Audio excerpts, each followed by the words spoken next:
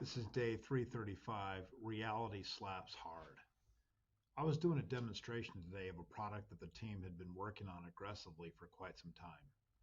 Thousands of hours of focused and concentrated effort trying to produce the best product possible. When asked to demonstrate an absolute basic and core feature, the product failed. The moment lasted only a few seconds, but it felt like an eternity. I was reminded of the moment at Comdex in 1998 when Bill Gates had the famous blue screen of death on stage, and then again when it happened to him at CES in 2005. Then there was Elon Musk's famous unbreakable glass shattering on impact, and Steve Jobs and the famous iPhone Wi Fi hotspot failure on stage.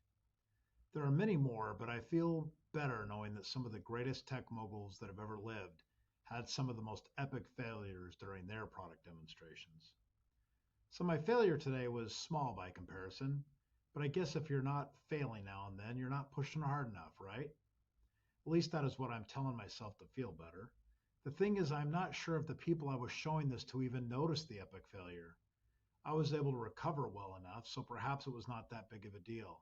However, it was a big deal. Reality has a habit of sneaking up behind you and slapping you in the head sometimes. You can pretend and pontificate and philosophize all that you want to, but in the end, you have to produce real, working software that adds value to your customer, or you're not going to sell anything. This is the reality of the modern startup. We are all producing software nowadays, and we all have the same core problem: working software that creates value. Even in other circles of my life, there are always hard realities you just have to face now and then. It is amazing how forgiving people and systems can be, but ultimately they all have their purpose, and if you do not achieve that purpose, they tend to stop working for you. If you stop paying people, they will stop coming to work. If you stop paying your mortgage, the bank will foreclose. If you do not change the oil in your car, you will have a mechanical breakdown.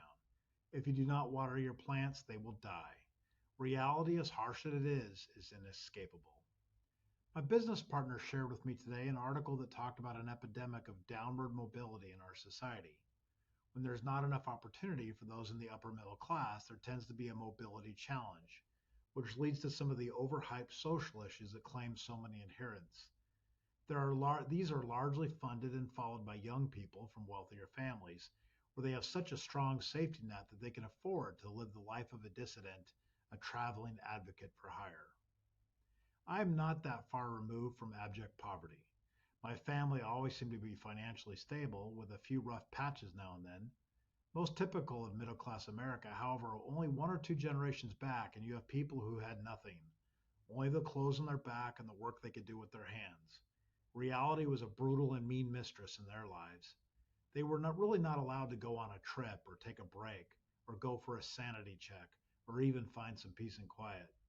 The idea of going to a protest was laughable, and the concept of being a solopreneur was simply a lunch pail, the tools of the trade, and begging the foreman on a uh, on a construction project for a job downtown. So here I am, sitting in a nice air-conditioned conference room, comfortable chairs, glass windows, overlooking the beach, and eating a catered lunch, feeling sorry for myself that my software product failed a demo. Reality is a son of a, you can insert the expletive here, but in my case, it was just a reminder that we have some work to do. I have a few relatives in my past: a brakeman on a train, a mason, an apple farmer, a moonshiner, and more than one farmer who would not have 1 ounce of sympathy for my ridiculous, overbloated crisis of a problem. Not sure what else to say on this subject, other than to recognize that sometimes when reality comes for a nice little sit-down visit, feel grateful that you are not staring down starvation, disease, drought, dust bowls, and complete economic collapse. Reality has some ancestors too that none of us really want to meet.